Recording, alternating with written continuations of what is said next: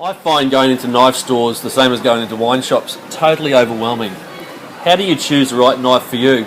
You go to the master, of course. I'm here with Shane from King of Knives Chermside in Queensland, and also the King of Knives Maroochydore, also in Queensland, to find out his top 5 tips on how to choose a knife. G'day, Shane. G'day To you. Yeah. Mate, it can be a bit confusing and certainly overwhelming. You know, you see a lot of knives in here. That's one of my 2 cabinets. There is a few things to really consider when buying a new knife. First thing and foremost, I would say, is the quality of steel. So really, if you're looking for a good quality steel, you're looking for a German steel or a Japanese steel. Yes. They're your 2 main ones. There's things like Swedish steels that are great as well, but you won't find them commonly made into knives that are available.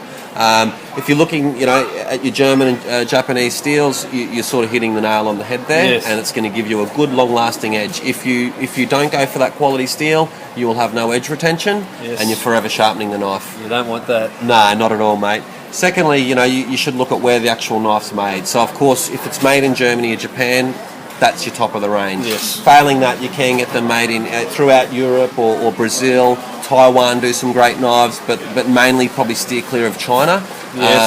Because they're not quite up to the rest of the world in the way the knives are manufactured. Get what you pay for. Absolutely, and each country will have a different way of making the knife. So forged steels, and you've got clad steels, that sort of thing, and that just depends how long the knife will stay sharp and how sharp the knife is. So look at where it's made and the quality of steel.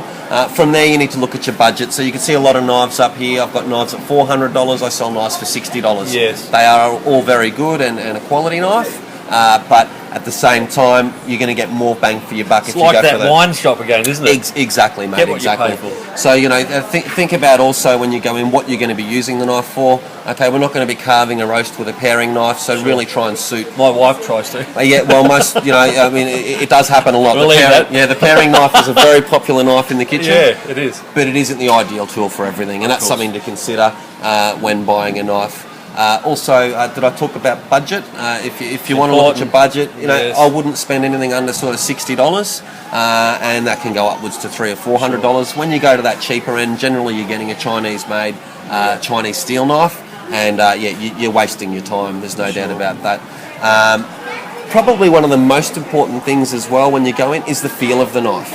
Okay, it's got to feel right in your hand. So I use Wüsthof knives, which are top of the range German. I love the feel of it, but the next person may not like that so much and might be more into something like an I.O.Shen or a Victorinox. You've got everything here. We've got a lot of different knives. They're all very good quality, but I think the main thing is look at your steel, look where it's made, okay, and make sure it feels comfortable in your hands.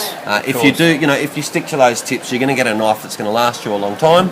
Okay, and serve you well in the kitchen. Thank you, mate. Thanks for your expertise. That's his top 5 tips. I'm not sure if it was 5, but it was great information. Thanks, Luke. Cheers, Thank mate. you.